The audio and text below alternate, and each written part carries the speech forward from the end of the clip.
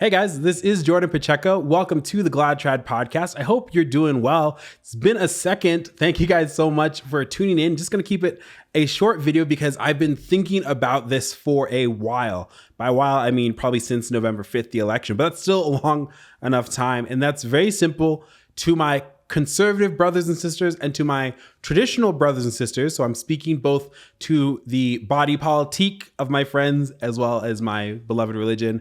Guys, bros, stop blackpilling. Oh my gosh. There have been so many people who have, even with victory in front on so many ways, both in the church and in the state, just been like so pessimistic. I think it's a conservative broadly. I think it's a conservative problem. I think it's very easy for conservative minded people, whether it's by their religiosity or their politics, just to naturally be sort of a little bit pessimistic. And I've been seeing that more and more. And so I just wanted to say, guys, stop blackpilling. Like, let's take a chill pill and see that there's still some good to be had. And I'm not one of those people, like, I know, yes, it's a Glad Trad podcast, Jordan, all that stuff. I'm not one of those people who believe in what I call fake joy. You know how there are Catholics who pretend that everything is so happy, good all the time, right? And their eyes are wide like this. That's not me. But I am a genuinely sanguine person. I'm a glass half full kind of person.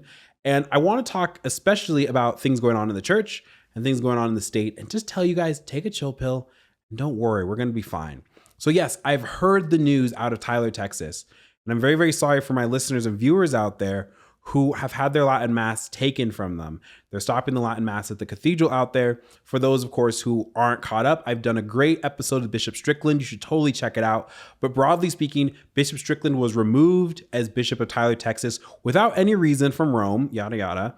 And they've kind of had a papal, a overseer, if you will. I can't remember the actual term, for the past year. And now, in order to keep with Traditionis Custodes and to give those who might have an attachment to the old rite a sort of appreciation and beauty of the new rite, they're putting the banhammer down on Latin Mass in Tyler, Texas. Yeah, that sounds bad. I get it. Totally get it. I'm going to tell you why it's not necessarily all bad. I want you to understand something, okay? And this is something that I firmly believe. If you love the Latin Mass, I think that there's a part of realization that the reforms, the newness of things, the springtime and the new evangelization, all those terms that I grew up with and that you grew up with, they're not working, are they? That it turns out that this springtime has actually been a winter. And the church has hemorrhaged because the church is having a huge identity crisis. The Latin Mass, traditional Catholicism, whether that's the traditional forms of piety or the liturgy, the point is that they all offer a stark rebuke of the changes. And so Cardinal Roche, who I find probably as a liturgical enemy, said it best, which is that you can have the Mass of Trent, but you can't have the theology of Trent. They don't mind if you have your Latin Mass, but you better pay lip service to the Novo Theology. You better lose those Thomistic manuals. You better slacken your love of the rosary, your Eucharist kneeling and on the tongue, your communion under one species, your baptism with its triple exorcisms. Yeah, you can have the trappings of tradition, but you cannot have the heart of what makes tradition tradition. And guys, they're losing. Here's the thing about Traditionis Custodes. Traditionis Custodes put the banhammer on Summorum Pontificum. And there was wailing and grinding of teeth, and there still will be. And I'm not besmirching or diminishing your experience if you are part of the parishes that have closed because Traditionis Custodes has to be implemented. What I'm trying to say is this. It's a papal encyclical.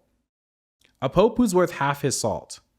And there will be one in our lifetime, relatively soon, I imagine, might look at that and go, why would I punish my sons and daughters who love the church so deeply, who love Christ so deeply, who love the Mass so deeply? What sense does that make? It's foolish. I am somehow fighting people who are good and wonderful and holy Catholics. We're just trying to save their souls and the souls of their children. So no, Traditionis Custodes, you're aboard.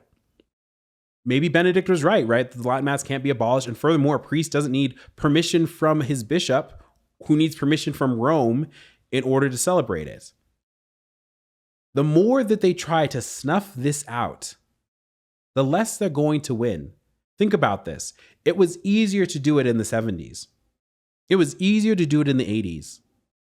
Nowadays, it is increasingly difficult. Nowadays, you find plenty of Catholics, I'm like this, who may pray for the Pope. I may hold that the Pope is a Pope, but I look at Cristianos and I say, yeah, I'm not doing that. That's bad. It's a bad law. And a bad law, whether by your governor or by your bishop, is not to be obeyed. I don't go to Latin Mass because I hate Pope Francis. I don't even go to Latin Mass because I hate the Novus Ordo or the new Mass. How could I hate that which taught me Christ? I go to Latin Mass because I need it. I am a dumb and foolish and wicked enough sinner where I need some strong medicine that the church has made for thousands of years. I need the same medicine that the saints have. Oh, it's so over, bro. Bro, I can't believe this. Oh, what's Strickland gonna do? Guys, stop worrying. We need to be men of action, not one of moaning all the time. This goes now for the state. You guys can see it from my last video. We are so back. I am very happy that my boy Donald Trump is in. I love a lot of the cabinet members that he's picked. I like a lot of his appointments. I think it could be a really wild ride certainly the next 2 years, but hopefully the next 4. But again, the black pill, bro, it's so over. Oh, we're just going to be another Zionist shill. Oh my gosh, Rubio, Secretary of State, go on the list, right? Go on X right now and you can just kind of see it. And it's like, first off, the man hasn't even taken office, but B, everyone wants to be an armchair general and everyone wants to be a critic. I actually love a Doge, which great name, right? The Department of Government Efficiency had a list because they're taking applications for people. And they said, we don't need part-time intellectuals. We need full-time people who are going to work 80 hours a week to make the government more efficient. We don't need the armchair generals who sit and moan and in hindsight say, I told you so. Oh, I knew it, right? I knew that this was not going to happen the way you wanted it to before anything's even happened. Because pessimism, let's be honest here, pessimism is much more attractive to watch and to be in for one reason because it's a little bit more emotional than some happiness, some joy, or at least some peace. I thought really long and hard, right? It's not like we're happy, joy, certainly on this channel full of Risus et Bellum. It's not all pessimism. This is not a did you see what Pope Francis said kind of podcast. This is not la la la, shut up and don't pay attention to the world kind of podcast. I just think, and again, sanguine sinner that I am, that maybe we should chill for a second. You'll hear me say it very constantly. This is so true, friends. Do not let anything be a thief of your inner peace. This trepidation, this kind of surrendering before the fight has even been raged needs to stop amongst conservatives and amongst traditionalists. It's not helpful. In the trad world, I understand it because there are multiple generations who have come to Latin Mass. There are people who have been there since it was banned in the beginning, post the Second Vatican Council. And they watched in real time as their altar rails were ripped away. And they watched as their choir lofts became empty. And they watched as carpet was put on the floor and the felt banners and the tabernacle was put to the side. They have rights, I believe, to be a little angry about it. But not to be pessimistic. There are those like myself who entered in the Summorum days. I entered in the tail end of Summorum Pontificum. Latin Mass was becoming a little bit more normal. It was still kind of taboo, but you had more institute, more fraternity. There was a knowledge and understanding of the Mass, and people were voting with their feet. And now I'm actually meeting people who have lived their entire lives in the traditional Latin Mass. It is the structure of their family. And I think that's beautiful. That's something that I didn't have growing up. I didn't know how to pray an Angelus until probably about 4 years ago. I didn't know how to say my Our Father in Latin until about 6 years ago. Just these little things of Catholicism that connect you instantly with your ancestors, instantly with the saints. I just didn't know. It was all brand new and exciting and wonderful, and it still is. So stop blackpilling on it, man.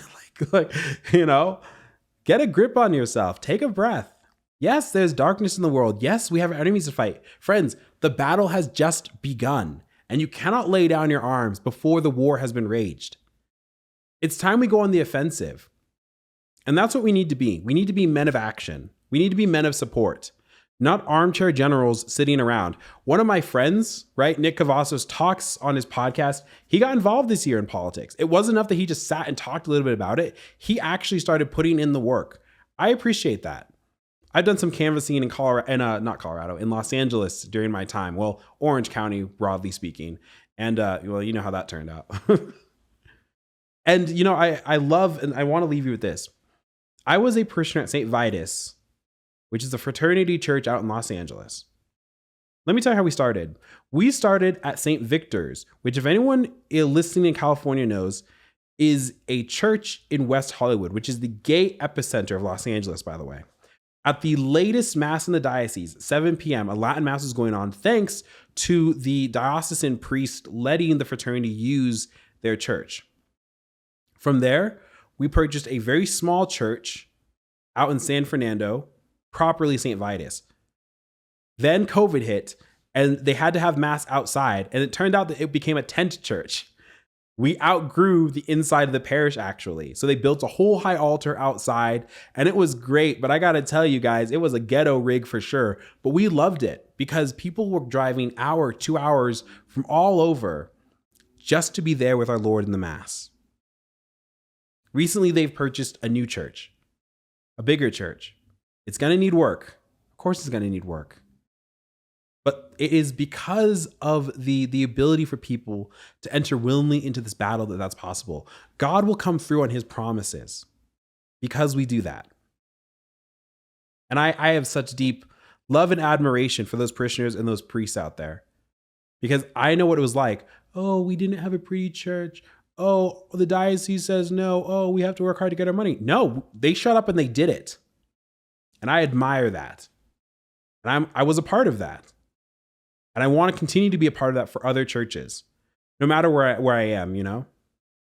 I want to be part of that for the politicians that I support. My politics is very simple. Those who don't jail Catholics will probably get my vote. That's the kind of world we live in right now. So I'm actually planning on going to the inauguration if I can.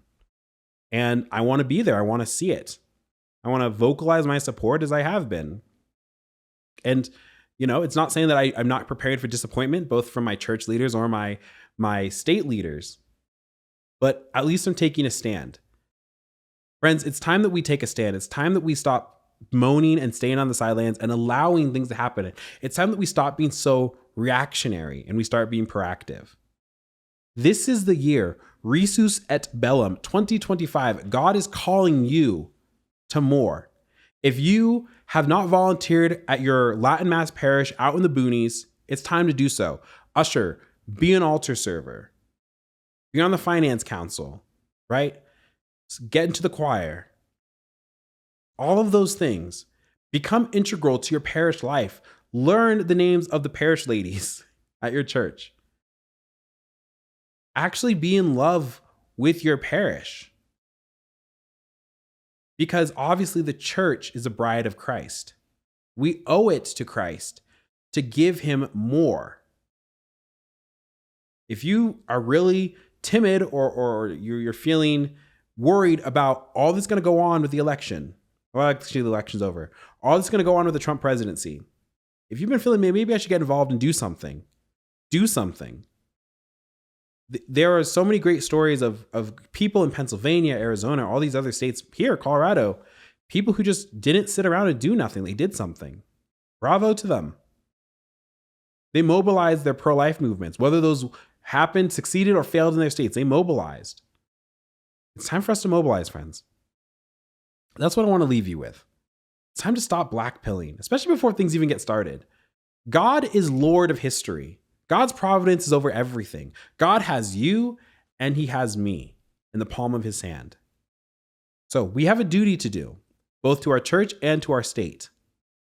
Let's make this year that we choose to enter into that fight with laughter and a little bit of war.